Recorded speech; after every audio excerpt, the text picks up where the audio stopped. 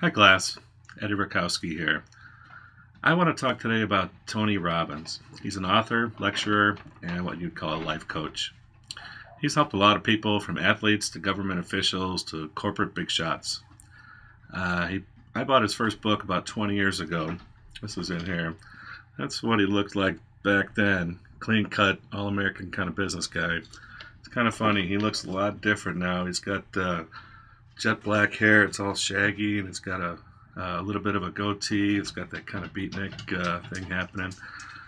Anyway, you probably recognize him from a cameo he did in Shallow Hal. He hypnotizes Jack Black to see only people's inner beauty. His big message is taking control of one's emotional state. Also, the power of decision and taking action on those decisions. The way he captured and maintained attention does. He opened up with a joke about how he has to give an 18-minute speech that usually takes a whole weekend. He has this rapid-fire delivery. He just doesn't stop talking. He keeps on going. And one way he got the audience involved was he asked how many people have ever said to yourself, fill in the blank. He did that many times. He did a lot. And every time he said that, he made the audience raise their hand and say, I. How many times have you ever said to yourself? And he made them say, I. And once he did that a few times, they were pretty hooked.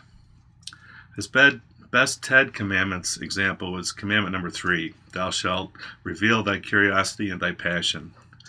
If Tony's one thing, he's very passionate, and it comes across in his delivery. He constantly paces the stage, and he's getting all sweaty up there. He doesn't stand still, and he knows his material inside and out. You can tell he's not reading from any kind of cue cards or scripts or anything like that. As to the spark line structure, Tony does a very good job at following the spark line, but not quite like Benjamin Zander does. Benjamin tends to stay on the what is side of the line, and then he gets you at the end with the what if. Tony Robbins tends to dance back and forth on the line between how we usually think and behave and how much better off we would be if we could understand why we behave that way and could control our emotions and thus control our decisions and actions. The star moment was near the end of the story, the end of his speech, where he told the story of how on 9/11, when the towers fell, he was in Hawaii doing a seminar.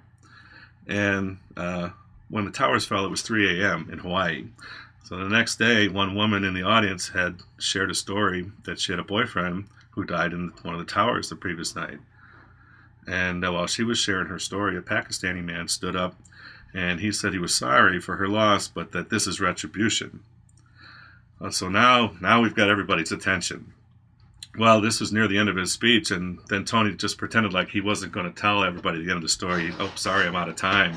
And he kind of laughed, and the whole audience just roared. They had to hear the end of the story.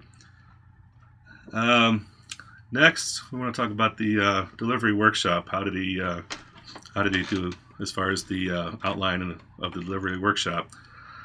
Tony it's a naked delivery as far as this speech goes. He did use a few slides, but they were pretty ineffective. What sold me on Tony was his passion. He definitely believes in what he's doing. His delivery was good, visuals were a little bit weak, and the story was so-so. He just tried to cram a lot of information into the short time slot, and the story kind of suffered. There wasn't really a story arc. And last, what I'll remember as far as the upcoming persuasive presentation that's coming up is that I remember not to make my slides weak like Tony's. His slides were wordy, and they were kind of exactly what we've been taught not to do. And the ones that weren't wordy, they were just pretty useless, neutral backgrounds. So I'm not going to make that mistake. Just get to the point and go for it.